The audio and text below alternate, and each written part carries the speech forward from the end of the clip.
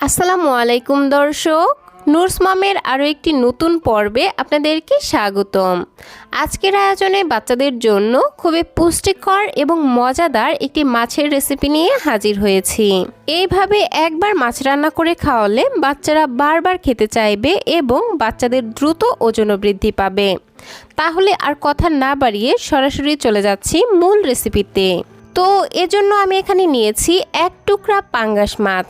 বাচ্চাদের জন্য সব সময়ই কাটা কম আছে এই ধরনের মাছ নির্বাচন করবেন, যেমন রুই মাছ, শিং মাছ, বোয়াল মাছ, আইড় মাছ অথবা দেশি নদীর পাঙ্গাস। তো যাই হোক, মাছটিকে আমি খুব ভালোভাবে পরিষ্কার করে নিয়েছি। এখন এটাকে একটা সাইডে রেখে অন্য আরেকটি বাটিতে এই মাছ রান্নার জন্য মশলাগুলো রেডি করে নিচ্ছি। মশলা হিসেবে নিচ্ছি 1 টেবিল চামচ পরিমাণ রেগুলার রান্নার তেল, ছোট্ট একটি পেঁয়াজ কুচি, সামান্য একটু হলুদের গুঁড়া, সামান্য একটু লবণ, সামান্য একটু জিরার গুঁড়া এবং খুবই সামান্য একটু আদা রসুন বাটা। যেহেতু মাছের পরিমাণ কম তাই মশলার পরিমাণও খুবই কম হবে। তো যাই হোক, এবার সবগুলো মশলাকে আমি খুব ভালোভাবে মিশিয়ে নিচ্ছি। এবার এই মাছের স্বাদ এবং পুষ্টিগুণ বাড়ানোর জন্য দিয়ে দিচ্ছি 1.5 চা চামচ পরিমাণ বাদামের গুঁড়া। এই বাদামের গুঁড়া দেওয়ার ফলে মাছ রান্না যেমন মজাদার হবে তেমনি হবে অনেক বেশি পুষ্টিকর। এছাড়াও এই বাদামের গুঁড়া মাছের ঝোলটাকে অনেক গাঢ় করতে সাহায্য করবে। এখন মাছের টুকরাটাকে এই মশলার সঙ্গে আমি খুব ভালোভাবে মেখে নিচ্ছি। তারপর এর মধ্যে দিয়ে দিচ্ছি পরিমাণ মতো বিশুদ্ধ খাবার পানি। আমি এখানে মোটামুটি 1 কাপের মতো পানি দিয়ে দিচ্ছি। আবারও নেড়েচেড়ে সবকিছু খুব ভালোভাবে মিশিয়ে নিয়ে সরাসরি চলে যাচ্ছি চুলাতে। চুলায় একটি পরিষ্কার প্যান বসিয়ে এর মধ্যে মেখে রাখা মাছের টুকরাটা দিয়ে দিলাম। তারপর একটি ঢাকনা দিয়ে ঢেকে চুলার আঁচ মিডিয়ামে রেখে এই মাছটাকে খুব ভালোভাবে রান্না করে নিচ্ছি। মাঝে মধ্যে ঢাকনা তুলে মাছটাকে একটু উল্টে পাল্টে দিব, যাতে দুই পাশে খুব ভালো মতো সেদ্ধ হয় আর নিচে পোড়া না লেগে যায়। তো আমি মাছটাকে উল্টে দিয়েছি। তারপর আবারও ঢাকনা দিয়ে ঢেকে রান্না করে নিচ্ছি মোটামুটি 8 থেকে 10 মিনিটের মতো।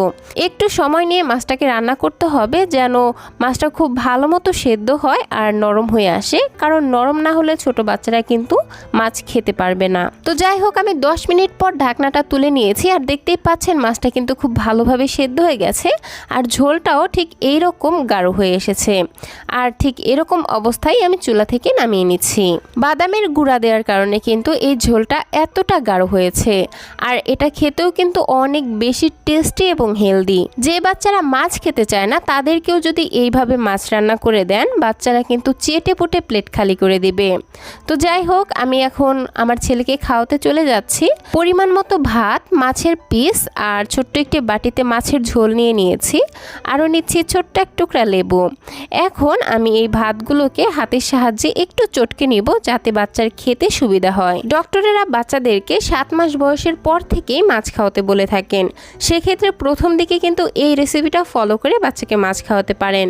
তো সেক্ষেত্রে হচ্ছে মাছের মধ্যে লবণটা স্কিপ করবেন। তো এখন আমি আমার ছেলের জন্য ভাতটাকে মেখে নিচ্ছি। একটু মাছ নিয়ে নিলাম আর একটু ঝোল নিয়ে নিয়েছি আর নিচ্ছি সামান্য একটু লেবুর রস। লেবু দেওয়ার কারণে ভাতটা একটু টকটক খেতে লাগবে আর সেটা অনেক বেশি ভালো লাগবে।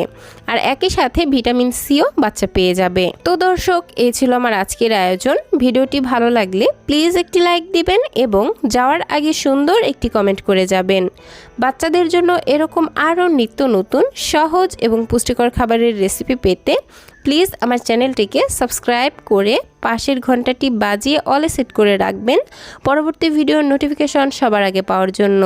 আজকের মতো বিদায় নিচ্ছি। সবাই ভালো থাকবেন, সুস্থ থাকবেন। আল্লাহ হাফেজ। আসসালামু আলাইকুম।